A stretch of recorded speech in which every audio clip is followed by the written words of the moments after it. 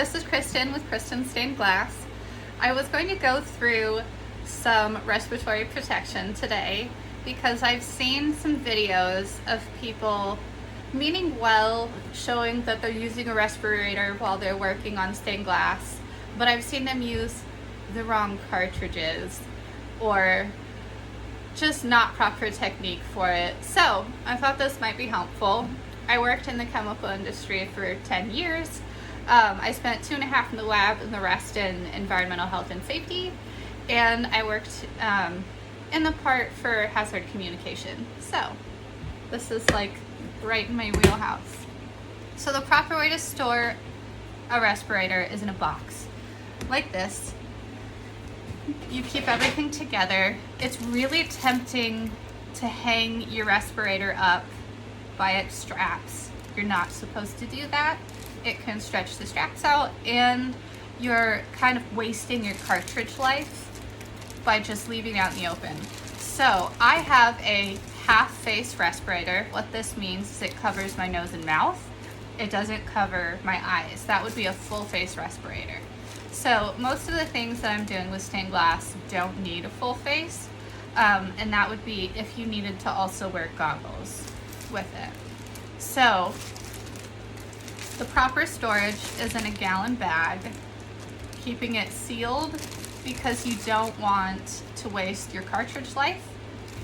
I also have another cartridge in here, and I have a book and a pen. So cartridges are not indefinite. They don't last forever. They have a certain lifespan before you need to replace them. And the only way to know when to replace it is to keep good notes. So that's why I have a notebook.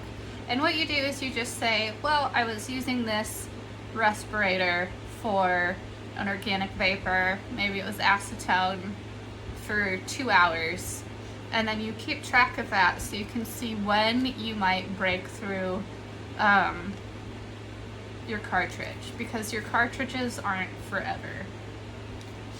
The first thing you find when you look it up on Google is like the shelf life of the cartridge, and that's unopened. So once it's open, you really need to keep track, and then you can look things up to see when you might need to replace it. So always keep it in here. And then the most important thing when you're using a respirator is the fit. So respirators are not a one size fits all. I have a narrow face, so I have a small respirator, and this part, this nose and mouth part, needs to fully seat to your face for it to be useful. I have some organic vapor cartridges on here from 3M, and it really has to suction to your face, like fully. You shouldn't be able to get any air in that isn't going to be pulling through your cartridges. Otherwise, it's a waste. You're not using it, and you're still getting exposed. So these really have to seat to your face, and you're not supposed to have facial hair, anything that would break that barrier. And if you have this and it's not fully seating and you're getting some air through, you're still being exposed.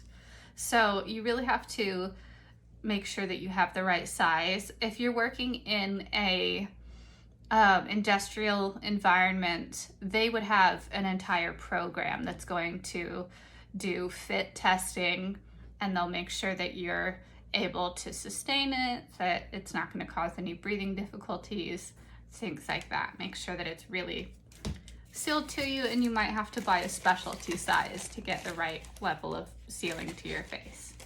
So I have chemical cartridges on here. This is not for particulates. This is the biggest issue that I've seen with people wearing these, is they'll put on a face mask like this and it has chemical cartridges, and they're like, oh, it's for the dust.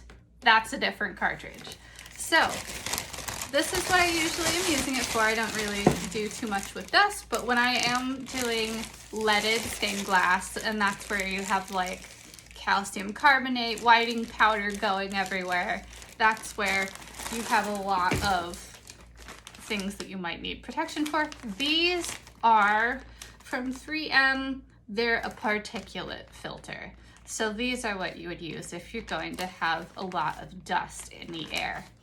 And again, you would just want to keep notes on how long you've had them on there, what you've used them for, what particulates or what organic vapors, so that you can see when your lifespan has run out.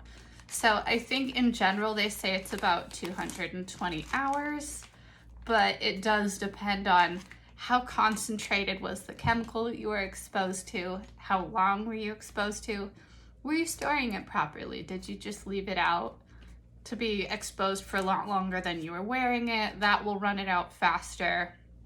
So it's really good to be careful, keep good notes, and then make sure you just replace them. When in doubt, just replace it. They're not very expensive. So anyways, stay safe, happy glassing.